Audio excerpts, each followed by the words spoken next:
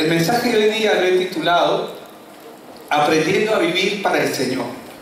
Y si bien es cierto, toda la palabra nos revela quién es Cristo y toda la palabra nos revela nuestra condición, nos revela quién es Dios, nos muestra lo que Él es y lo que Él hace, es extraordinario porque en la medida en que nosotros vamos avanzando en el Señor, Él permite que nosotros miremos sus planes.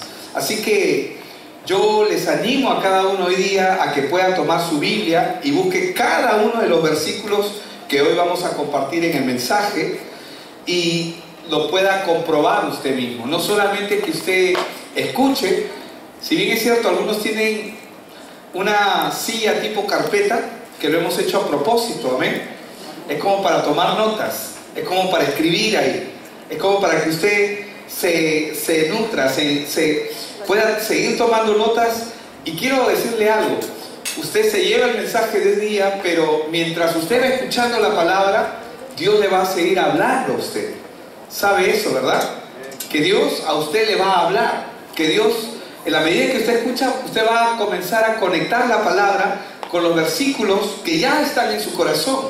Porque una de las cosas que Dios hace es justamente eso. Él nos conecta con su palabra.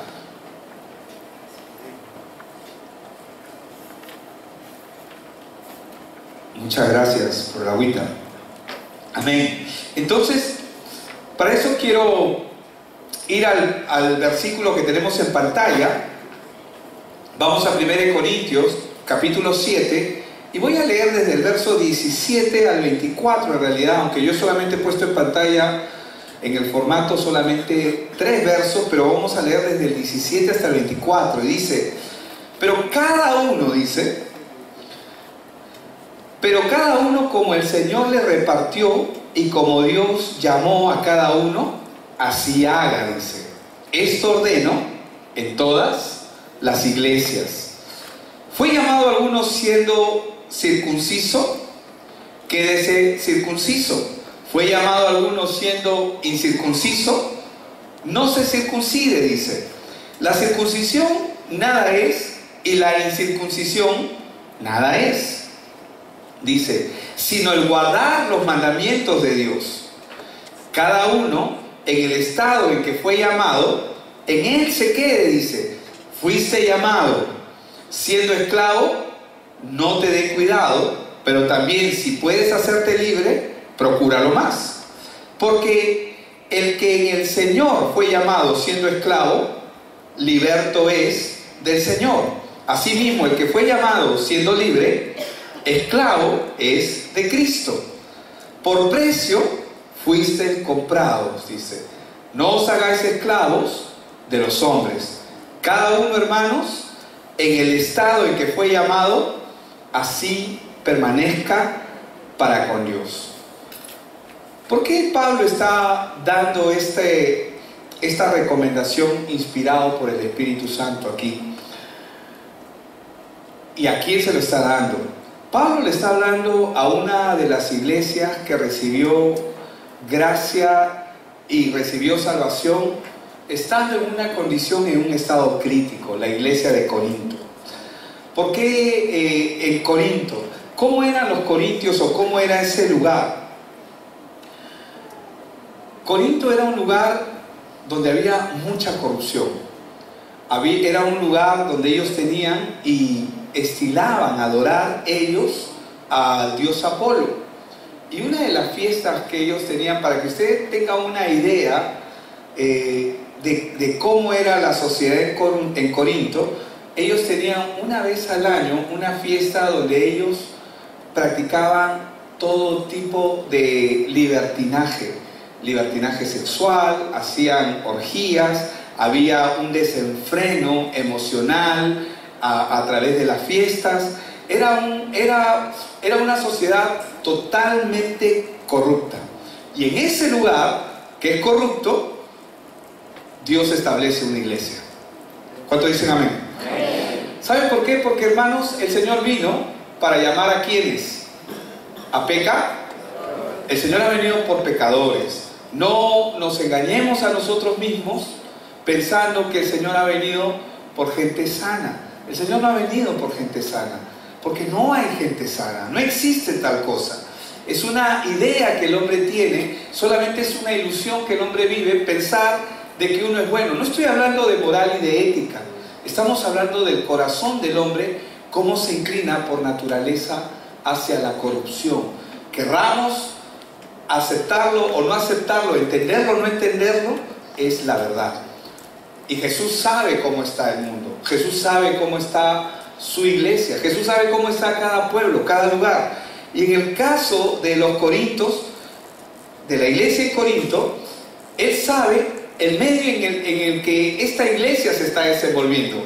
Saben la promiscuidad que hay, saben el nivel de desenfreno que hay y dónde están ellos. O sea, ellos es como decir, ¿cómo se llama esa flor hermosa que crece en medio del pantano? La orquídea, ¿verdad? Es como tener una orquídea en medio de la mugre, ¿verdad? Una flor hermosa como la orquídea nace en medio del pantano. De la misma manera, hermanos, la iglesia es exactamente eso. Ahora, sin embargo, nosotros, los creyentes, si nosotros no aprendemos, y escúcheme bien lo que voy a decir, si nosotros no aprendemos a recibir la respuesta de Dios sobre nuestras vidas, ¿qué significa eso? Significa que nosotros vamos a vivir las dificultades, vamos a vivir muchas dificultades en nuestra vida. Si nosotros no aprendemos a orar, si no aprendemos a caminar con el plan de Dios, y este es un mensaje netamente para la iglesia, pero también si usted ha venido por la primera vez, quiero que sepa cómo se mueve el mundo. Si nosotros no aprendemos a caminar con el Señor, no va a haber ninguna diferencia entre el creyente y el que no es creyente. ¿Por qué? ¿Por qué que no va a haber? Vamos a tener las mismas situaciones, las mismas consecuencias, los mismos problemas. Y tan solo por una razón, por no entender, por no conocer quién es Cristo, por no saber cómo es que Dios se mueve, cómo Dios opera. A mí me asusta ahora más. A mí me asusta y ahora más cuando una persona quiere seguir a Dios a su manera. Hermanos, y es algo que nosotros ahora tenemos abocado dentro del discipulado, que si nosotros estamos alcanzando a alguien, por favor no lo dejes solo. Porque es mucho más fácil, escúcheme bien, es mucho más fácil que una persona quiera seguir a Dios a su manera que sentarse cada semana para aprender la palabra. El enemigo va a hacer todo lo imposible para que una persona no escuche el mensaje de la palabra, no entienda quién es Cristo. Va a querer traer confusión a su mente, va a traer un desapego, porque la Biblia lo enseña. O sea, no hay justo ni a uno, no hay quien busque a Dios, no hay quien haga lo bueno. Eso está en Romanos 3:10. Dice que todos a una se han desviado. Entonces nosotros tenemos que tener una claridad, que si usted quiere compartir el evangelio a alguien, por favor, tiene que tener continuidad. Y como decíamos esta mañana en la reunión de discipuladores, un contacto requiere más tiempo que un discípulo. Porque el discípulo ya está en Cristo, pero el contacto no. La naturaleza del contacto es que uno que no es justo, aunque está escuchando el evangelio, no hay ni siquiera uno, dice el verso 11, por favor, si podemos verlo rápidamente. No hay quien entienda, no hay quien busque a Dios. Naturalmente nosotros no buscamos a Dios, no queremos. Esta carne se rebela contra Dios. Esta carne, la carne del pastor a quien está usted mirando, a veces no quiere orar, no quiere leer, no quiere buscar a Dios, no quiere, porque nuestra naturaleza se inclina hacia lo malo, no quiere, no hay quien busque a Dios, dice Romanos 3:12, pero acá Pablo está hablando del hombre natural. Dice, todos se desviaron a una, se hicieron inútiles, no hay quien haga lo bueno. Entonces, ¿qué es lo que a mí me preocupa? Que si usted está alcanzando a alguien, por favor no lo deje. Amén. Y con esto voy a decir algo, no importa si tiene tiempo viniendo a la iglesia. ¿Sabe por qué? Porque el hecho de venir a la iglesia no necesariamente nos habla de una persona que es creyente. En las iglesias nosotros tenemos mucha gente simpatizante. En las iglesias nosotros tenemos mucha gente que es amorosa y que le agrada escuchar la palabra, pero no están siendo discípulos aún. No están entendiendo. Entonces, la preocupación en que radica, y aunque está mal decirlo de esa manera, radica en lo siguiente: cuando la persona quiere seguir a Dios a su manera, cuando quiere seguirlo a su forma. Y hermanos, ni tú ni yo podemos seguir a Dios a nuestra manera. Solamente hay una manera de seguirle, y es por medio de Jesucristo. Y si no conocemos a Jesucristo, no conocemos absolutamente nada. Estamos perdidos. Entonces, si yo no aprendo a caminar, si no aprendo a recibir las respuestas a mi vida, entonces mi vida no va a ser diferente de una persona no creyente. Vamos a tener las mismas dificultades. Porque el no creyente hace lo que le da la gana. Y el que está empezando quiere hacer lo que se le da la gana. Y Pablo mismo, cuando habla de sí mismo, yo tengo una ley que se revela contra mí, dice, ¿no? Porque con mi mente sigo al Señor, pero mi carne se revela, decía él. El no creyente no tiene complejos, no tiene problemas. Ellos pueden hacer lo que quieren. Pero nosotros, no. El no creyente no tiene conciencia de que ofende a Dios con sus actos. Sin embargo, nosotros sí sabemos cuando ofendemos a Dios. Amén. ¿Cuántos saben que nosotros sabemos en el momento en que ofendemos a Dios? El no creyente no tiene perjuicio en decir mentiras, de engañar, de ofender, de pisotear, de sacar provecho de una situación. No tiene ningún complejo, ningún prejuicio.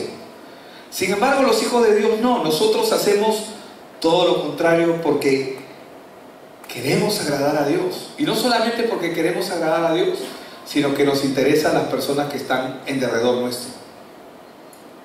Amén. ¿Tu jefe no te cae?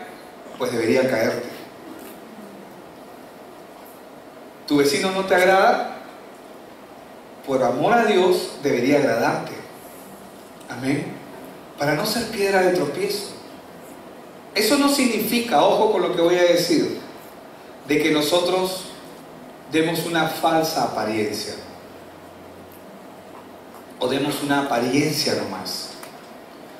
En el pasaje que acabamos de leer se nos habla que el pueblo de Israel, ellos tenían una forma, un pacto, una norma y un pacto. ¿Cuál era ese pacto? Que todos los que eran parte del pueblo de Dios en el Antiguo Testamento tenían que circuncidarse. ¿Qué es la circuncisión? Algunos se preguntarán qué es la circuncisión. Es una operación, es un corte, bueno, ahora es quirúrgico, y antes también se daba así, que se quitaba el prepucio en la parte masculina del hombre, porque ese prepucio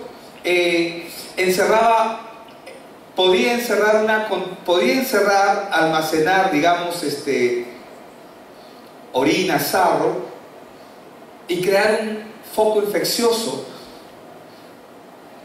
Dios lo puso como un ejemplo, la circuncisión, y como una norma dentro de su pueblo, dentro del pueblo judío, para que todo el que se circuncidaba era parte del pueblo de Dios, pero eso era en el Antiguo Testamento. Cuando Pablo comienza a compartir el Evangelio en ese lugar de Corinto, donde había muchos griegos, la iglesia de Corintios estaba llena de griegos, gente que no eran necesariamente judíos, eran gente que se convertían al Señor, y estos no eran circuncidados, pero los judíos, es decir, los que eran creyentes pero que habían sido judíos, ellos querían que estas personas se circunciden para ser parte del pueblo de Dios. Entonces los gentiles decían, pero ¿por qué tengo que circuncidarme si yo no soy judío? Y esto generó una gran disputa que genera la causa por la cual Pablo escribe esta carta a ellos. Y es por eso es que él pone un énfasis. Dice en 1 Corintios 7, 18, dice: ¿fue llamado alguno siendo circunciso? Quédese, dice circunciso. ¿Fue llamado alguno siendo incircunciso? No se circuncide, dice. Verso 19. Y ahí él aclara. La circuncisión, en el verso 19, ¿qué dice? Dígalo fuerte. La circuncisión, otra vez, la circuncisión y la incircuncisión. ¿Por qué? Porque el hombre siempre quiere poner énfasis. Nosotros muchas veces queremos ayudar a Dios. Y una de las cosas, hermanos, yo no estoy diciendo que nosotros no debemos ser consejeros. Debemos ser consejeros, pero nuestra misión principal es impartir la palabra. ¿Por qué? Porque la palabra de Dios es lo único que puede transformar la vida de una persona. Yo ya estoy convencido, ya estoy curado. Gracias, Señor. Porque antes nosotros queremos siempre agradar a la gente y escuchamos y nos desviamos en vez de darle lo que ellos necesitan, la palabra. La palabra que se imparte en el corazón y que esa palabra tiene vida propia, independiente de mí, independiente de ti. La palabra de Dios tiene vida en sí misma. Es independiente de ti, ¿sabes? Cuando está en el corazón del hombre, comienza a germinar primero. Y cuando germina, comienza a dar fruto. ¿Por qué? Porque la palabra de Dios es viva y es eficaz. No necesita de nosotros. Eso no significa que tú no puedas pasar tiempo con la persona, pero mientras más palabra, con entendimiento, ojo, con entendimiento, como le preguntó Felipe al etíope, ¿entiendes lo que lees? ¿Entiendes lo que lees? Nuestras reuniones deben ser ¿para qué? Para que la gente conozca quién es Cristo. ¿Sabes por qué? Porque lo único que puede ayudar a una persona es Jesucristo. Él es el único que puede ayudar a una persona. Nosotros, aunque suene mal, no podemos hacer nada por ellos. Pero pastor, yo le puedo prestar plata. No solucionas nada. Posiblemente solucionas solamente una necesidad física. Pero pastor, yo puedo ayudarle con esto. Y yo no digo que eso no se pueda dar. Se puede dar. Pero lo más importante es que la persona reciba evangelio. Necesita conocer quién es Cristo. Entonces, los judíos persistían en que ellos debían circuncidarse y Pablo tiene que ser radical. ¿Por qué? Porque ellos estaban tratando de prevalecer en cosas que ya no son relevantes, que ya no son importantes. Y hoy en día ocurre lo mismo. Queremos ayudar a Dios. Peleamos o tratamos de hacer prevalecer pensamientos y posturas que no son relevantes, no son importantes en la vida de fe. Lejos de ser importantes, lo que crean es barreras entre nosotros, porque no pensamos de la misma manera. Ahora, si nosotros, como hijos de Dios, no aprendemos a caminar y a recibir la respuesta de Dios, los problemas van a comenzar a surgir. Entonces, cada persona hoy, y es lo que ocurre mucho, y ojo, no estoy hablando de afuera, porque afuera la gente no conoce a Dios. Estoy hablando aquí dentro de la iglesia. Cada persona, pero pasa en otras iglesias, ¿amén? ¿Cuántos dicen amén? Amén. Tú di, pues no pasen a mía, pastor. Cada persona hoy quiere y desea un Dios conforme a su imagen, conforme a sus propósitos, un Dios que le cumpla cada uno de sus deseos. Desean un Dios que los bendiga, un Dios que se ajuste a sus planes. Queremos que Dios se ajuste a nuestros planes. Queremos que Dios haga lo que nosotros queremos o creemos que necesitamos. Llevamos a un Dios a nuestra forma. Y cuando alguien nos dice algo que no nos agrada, ¿sabes qué? No me gusta lo que me estás diciendo. No me agradas. No me agradas. ¿Le han dicho a usted alguna vez eso? A mí me lo han dicho. No me agradas. No importa si no te agrado. Si tengo que decir la palabra y dar la verdad, hermanos, la palabra a veces va a causar división. Pero lo importante es que va a quedar en el pensamiento y en el corazón de la persona que está recibiendo la palabra. Entonces, yo no puedo tomar mi parecer, mi forma. Yo tengo que y debo tomar lo que Dios ha provisto, no mi forma. Yo tengo que hacer lo que Dios ha establecido. Cuando yo comienzo a poner mi vida dentro de los planes de Dios, las respuestas van a comenzar a llegar. Romanos 8:13, ¿qué nos dice? Porque si vivís conforme a la carne, moriréis. ¿Qué es vivir conforme a la carne? Por si acaso, vivir conforme a la carne no solamente es una persona que se entrega al pecado, también puede ser una persona moralmente correcta, pero está viviendo bajo su propia prudencia, está viviendo bajo su propio criterio. Dice, porque si vivís conforme a la carne, moriréis, mas si por el Espíritu hacéis morir las obras de la carne.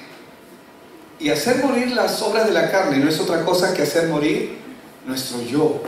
¿Qué es lo que dice? Viviréis. Efesios 4:22. En cuanto a la pasada manera de vivir, ¿qué es lo que dice? Despojaos del viejo hombre que está viciado conforme a los deseos engañosos. ¿Usted ha visto alguna persona borracha o drogada? Es una persona que está viciada, ¿verdad? Está totalmente tomado. Literalmente, ¿no? Si es por el alcohol o por las drogas, está literalmente tomado por el vicio, está viciado. Y acá lo que la palabra nos dice, en cuanto a la pasada manera de vivir, despojados del viejo hombre, que está viciado, dice, conforme a los deseos engañosos. ¿Qué significa? Que el hombre esté extasiado, lleno de sus deseos engañosos, de los deseos incorrectos, pero que él no los ve incorrectos. No los ve incorrectos. Dios es el que nos está diciendo que nuestros deseos son incorrectos, pero nosotros muchas veces no lo vemos así. Gálatas 5:24. Pero los que son de Cristo, ¿cuántos son de Cristo acá? Amén. Y los que están en el proceso, amén. Pero los que son de Cristo han crucificado la carne, dice, con sus pasiones y sus deseos. Hermanos, Dios no está sujeto a nuestras condiciones y mucho menos a nuestros deseos. ¿Qué pasó en Corinto? Ellos recibieron el Evangelio, pero querían sujetar el Evangelio bajo su criterio. ¿Qué significa? Le agregaron reglas, le agregaron normas que no eran parte del Evangelio, pero ellos se la agregaron. Vamos a ver un ejemplo de esto en la vida de un hombre que Dios llamó, como nos ha llamado a cada uno de nosotros para poder identificarnos. Amén. Vamos a ver la vida de Abraham rápidamente. Génesis 12, y voy a leer el verso 1 nada más. Génesis 12:1. Pero Jehová, dice, había dicho a Abraham, ¿qué le dijo? Vete de tu tierra y de tu parentela y de la casa de tu padre a la tierra que te mostraré. ¿Qué es lo que Dios le está diciendo? Que tiene que salir, ¿verdad? ¿Por qué Dios le dice que tiene que salir de ahí? Porque la tierra donde él está llena de maldiciones y desastres. La tierra donde nosotros estamos, hermanos, está llena de maldiciones y de desastres. Así está la tierra. Me refiero al espíritu que opera en el mundo. Ahora, Dios le está pidiendo a Abraham que sal de tu entorno. Pero ¿para qué le dice Dios que salga? Porque Dios es loco. Sal nomás. Y Dios no tiene un plan para él. ¿Qué creen ustedes? ¿Tiene un plan para él o no? ¿Tiene un plan para ti o no? Si Dios te dice sal de un lugar, es porque Él tiene un plan. ¿Amén? Él no dice nada al azar. Él sabe lo que hace. Él trabaja con nosotros de manera muy propia. ¿Por qué le dice sal? Porque Dios tiene un lugar nuevo para él, que Dios ha preparado. Ahora, lo que Dios quiere con nosotros es que salgamos del estado en el que estábamos para entrar en el plan que Dios ha preparado. ¿Cuántos saben que Dios tiene un plan para su vida? ¿Lo tiene? ¿Sí? ¿Estás seguro de ello? Amén. Tienes que estar seguro de ello, porque Dios tiene un plan para tu vida. Entonces, lo que Dios quiere es que salgamos del estado en el que estábamos para entrar en el plan que Él ha preparado. ¿De acuerdo? Lo mismo que Dios le pidió a Abraham es lo mismo que nos está pidiendo a nosotros. ¿Por qué? ¿Por qué nos pide esto Dios? Vamos a Efesios 4 del 17 al 20 para poder entenderlo. En Efesios 4, 17 dice: esto pues digo y requiero en el Señor, que ya no andéis como los otros gentiles, dice, que andan, ¿cómo andan? En la vanidad de su mente, teniendo, dice, el entendimiento entenebrecido. ¿Viven la vida de Dios? No, ahí dice ajenos a la vida de Dios. ¿Y por qué? Por la ignorancia que en ellos hay. ¿Por qué? Por la dureza de su corazón. Tercos, ¿no? Porque así somos, tercos.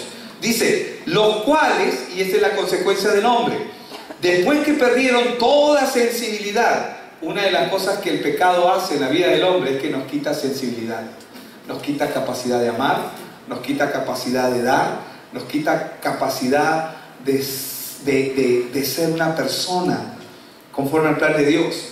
Dice, se entregaron a la lascivia para cometer con avidez toda clase de impureza. Verso 20 dice, mas vosotros no habéis aprendido así a Cristo. Y Abraham salió de su tierra. ¿Cuántos saben que Abraham salió de su tierra? Él salió también de su parentela. Pero hay algo de lo cual él no se deshizo. ¿Saben de qué él no se deshizo? De sí mismo, de su naturaleza. Y es cierto, Dios va a comenzar a tratar con nosotros. Pero Abraham no salió de su naturaleza. O sea, él se fue, pero él no abandonó sus pensamientos. Dios no solamente lo estaba llamando a entrar a un lugar donde Dios lo iba a poner, sino que Dios también lo está llamando a que él abandone su manera de pensar. Como es lo que Dios va a querer con nosotros. Dios quiere que abandonemos nuestra manera de pensar, nuestra vieja manera de pensar. ¿Por qué? El Salmo 94, 11 y 12 lo explica. El Salmo 94, versos 11 y 12 dice, Jehová conoce los pensamientos de los hombres. ¿Cuántos saben que eso es verdad? ¿Y cómo son los pensamientos de los hombres? Que son vanidad. ¿Pero qué es la vanidad? La vanidad es la falta de realidad. La vanidad es hueca, es vacía, es sin solidez, es inútil, es infructuosa, es algo que caduca. Bueno, así son los pensamientos de los hombres en su propio criterio. Son vanidad. Dios dice que nuestros pensamientos son vanidad. Eso es lo que está diciendo. Y verso 12, que dice, bienaventurado el hombre a quien tú, Jehová, la abreviación de Jehová es Ya, bienaventurado el hombre a quien tú, Jehová, corriges y en tu ley lo instruyes. ¿Cuál fue la limitación entonces de Abraham? ¿Cómo se manifestó su manera de pensar que él no quiso dejar? Dios lo llama, por si acaso Dios no llamó a Abraham jovencito, Él lo llamó ya en sus años. Él y Sara tenían ya sus años. Y Él le dijo, yo te voy a dar, o sea, sal de tu tierra y de tu parentela a la tierra que yo te mostraré. Y el Señor tenía algo preparado para él. Pero Abraham obedece a Dios, pero lo obedece con su propio criterio. ¿Sabe lo que eso significa? Que muchos de nosotros venimos a la iglesia o venimos a Dios, pero seguimos operando conforme a nuestro propio criterio. ¿Cómo es que Él opera en su propio criterio? ¿Por qué? Porque queremos hacer lo que nos parece bien. ¿Sabe lo que hizo Abraham? Salió con su sobrino Lot. ¿Y saben por qué él salió con Lot? Porque él era viejo. Él era viejo. Él estaba en sus años y su esposa también era mayor. Y él no iba a tener descendencia. Pero Dios le dijo, sal de tu tierra y de tu parentela a la tierra que yo te mostraré. Y Dios le dio una promesa que en ti serán benditas todas las naciones de la tierra. Dios le dijo que en él iba a levantar una generación. Pero él quiso ayudar a Dios. ¿Cómo quiso ayudar a Dios? Bueno, yo ya estoy viejo. Me llevo a mi sobrino. ¿Para qué me lo llevo? Para tener una generación en él. O sea, le dejaré mis bienes a él. ¿Está caminando con su criterio o con los planes de Dios? Con su criterio. Que él haya salido de su tierra y de su parentela, que haya sido obediente, no significa necesariamente que él haya sido obediente, valga la redundancia. Porque él fue obediente hasta donde su criterio se lo permitió. ¿Qué significa eso? Obedecemos a Dios, pero con nuestros pensamientos, y lo hacemos también con nuestros criterios. ¿Por qué? Porque nos parecen bien. Es el por si acaso. ¿Cuántos han escuchado del por si acaso? Por si acaso, ¿no? Cada uno de nosotros tenemos un por si acaso. Por ejemplo, si hace frío, llevo chompita, ¿no? Por si acaso haga frío. El por si acaso, ¿no? Es nuestro plan de contingencia. ¿Pero por qué está el por si acaso? Porque él quería ayudar a Dios. Te pregunto, y puede sonar muy soberbio lo que voy a decir, ¿puedes ayudar a Dios? ¿Él necesita tu ayuda? Yo necesito de Él. Él no necesita absolutamente nada de mí. Yo necesito de Él todo. Sobre todo las carteras de las damas, ¿no? Por ejemplo, la cartera de mi esposa hasta un botiquín parece a veces, ¿no? Por si acaso. Por si acaso. Y estoy seguro que mi esposa no es la única, ¿verdad? Muchas damas hacen lo mismo. El por si acaso. Pero vamos a ver cómo Dios ve esto. Vamos a Lucas 10 y voy a leer el verso 1 y el verso 4. En el verso 1 de Lucas 10 dice la palabra: después de estas cosas designó el Señor también a otros 70, a quienes envió de dos en dos delante de él a toda ciudad y lugar donde él había de ir. Y noten lo que les dijo en el verso 4. ¿Qué les dice? Leámoslo juntos. 1, 2, 3. No llevéis bolsa, ni alforja, ni calzado, y a nadie saludéis por el camino. ¿Por qué el Señor hizo esto? El Señor les dijo que no lleven nada. ¿Por qué? Porque iban a depender ¿de quién? De Él. Qué difícil es depender de Dios, ¿sí o no? ¿Pasó nada? Nada. No, no se puede. ¿Es difícil o no es difícil? Es difícil. Es difícil. Pero el Señor les dio una orden, que vayan sin nada. Es el mismo llamado que Dios le hizo a Abraham: sal de tu tierra y de tu parentela, no lleven nada. Pero él salió bien equipado, ¿sí o no? Y por si acaso llevo a mi sobrino Lot para tener descendencia a través de él. Pero no solamente fue Lot, ¿verdad? Vamos a ver cuál fue el resultado en Lucas 22:35 con los discípulos. Lucas 22:35 dice: y a ellos dijo: cuando os envié sin bolsa, sin alforja y sin calzado, ¿os faltó algo? Ellos dijeron: nada. A veces, hermanos, nosotros tenemos un pensamiento humano, lógico, culturalmente aceptable, pero ojo, ese es el nivel humano. Por más cultural y lógico que parezca, un pensamiento no necesariamente es el plan de Dios. ¿Por qué no es el plan de Dios? Por una sencilla razón. Isaías 55:8 dice: porque mis pensamientos no son vuestros pensamientos, ni vuestros caminos mis caminos, dijo Jehová. Esa es la razón por la cual Dios le dice al hombre en Isaías, un verso antes, 55:7: deje el impío su camino y el hombre inicuo sus pensamientos, y vuélvase, dice a Jehová, el cual tendrá de él misericordia, y al Dios nuestro, el cual será amplio en perdonar.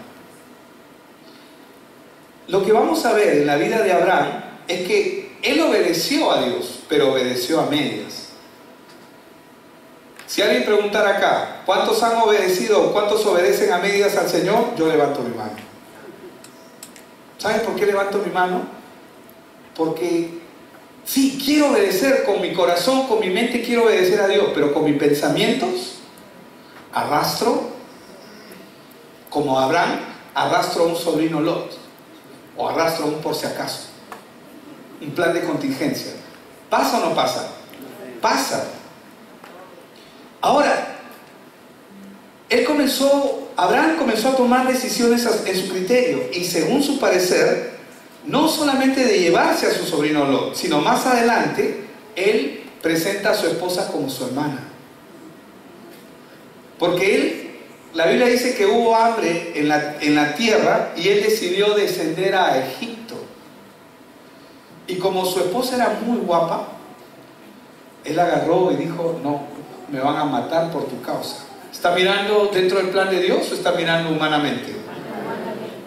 Te van a matar, así que no digas que eres mi esposa, vas a decir que eres mi hermana. ¿Quién estaba obrando ahí? El hombre. El hombre. Y muchas veces nosotros queremos ayudar a Dios de esa manera. Luego Dios le da la promesa de un hijo.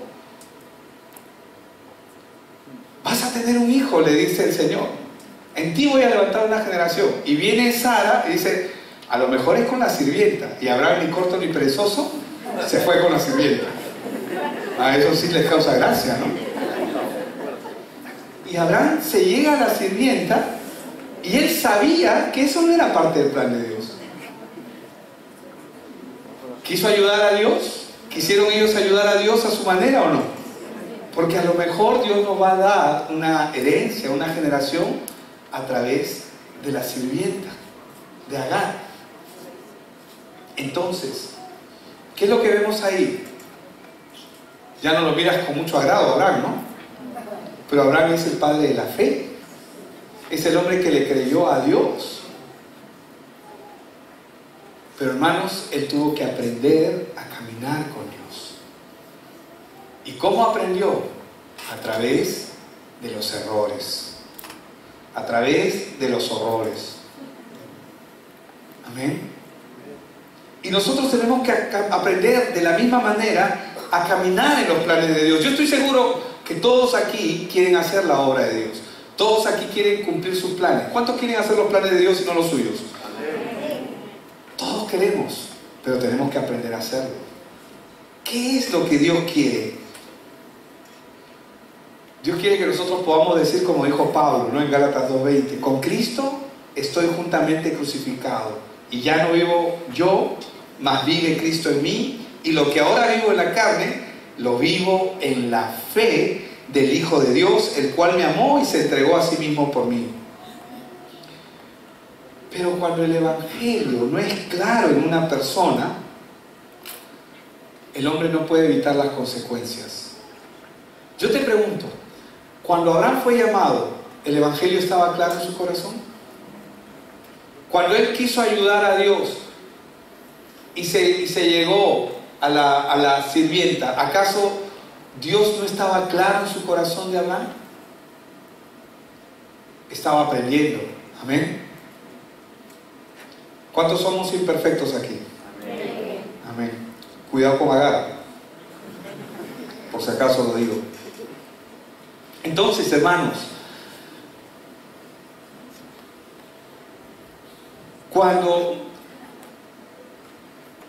cuando el Evangelio no está claro, y quiero ser muy claro con esto, cuando el Evangelio no está claro en el corazón de un creyente, por eso es que tenemos, hermanos, los contactos requieren más tiempo que los discípulos.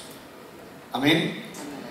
Cuando el Evangelio no está claro en la vida de un creyente, la humanidad sufre las consecuencias. ¿Cómo pasó? Sí, la humanidad sufre las consecuencias y las limitaciones cuando el Evangelio no está claro. La Biblia dice en Romanos 8:19, porque el anhelo ardiente de la creación es el aguardar, dice, la manifestación de los hijos de Dios. La creación aguarda por la manifestación de nosotros, no de lo que dicen yo soy creyente,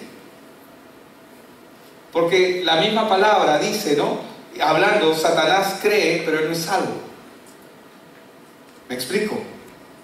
Sino realmente lo que Dios nos está llamando es a un entendimiento claro de quiénes somos nosotros en Cristo Jesús. ¿Qué significa? Hijos de Dios que caminan bajo los pensamientos y los criterios del Evangelio y de la obra de Dios. Verso 20 dice, porque la creación fue sujetada ¿a quién? A vanidad. ¿Y qué es la vanidad? Algo insostenible, algo que no va a prosperar, infructuoso. Dice, no por su propia voluntad, sino por causa del que la sujetó, en esperanza. Porque también la creación misma será libertada de la esclavitud. ¿Cuándo? ¿Cuándo la creación va a ser libertada de la esclavitud de la corrupción?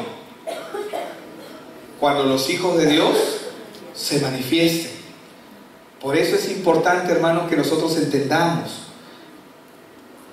a la libertad gloriosa de los hijos de Dios, porque sabemos que toda la creación gime a una, y a una está con dolores de parto hasta ahora. ¿Qué es lo que Dios desea?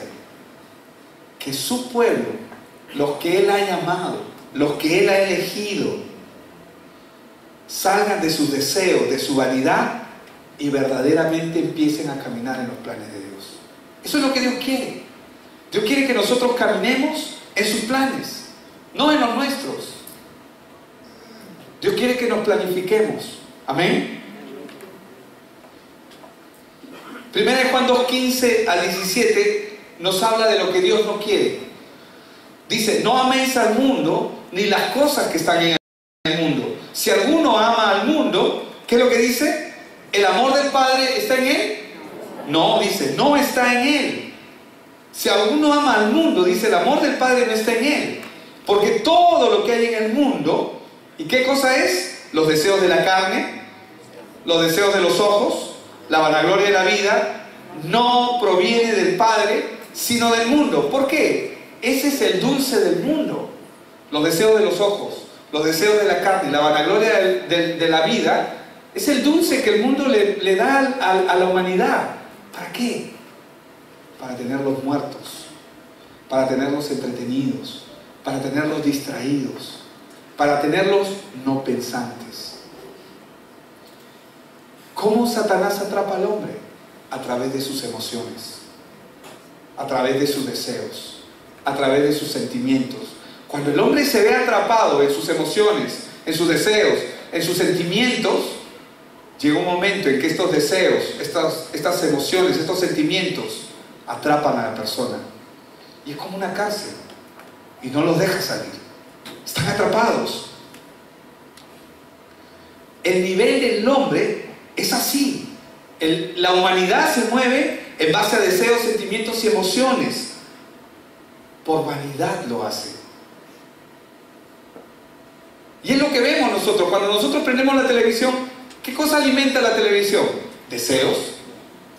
¿Sí o no? Sentimientos, emociones. ¿Qué alimenta? ¿Qué alimenta la televisión? La televisión puede ser un gran instrumento para la obra de Dios. Pero ¿qué es lo que nosotros en su mayoría vemos? ¿Qué es lo que hay? Cosas que hacen que la gente se quede distraída, atrapada, no pensante.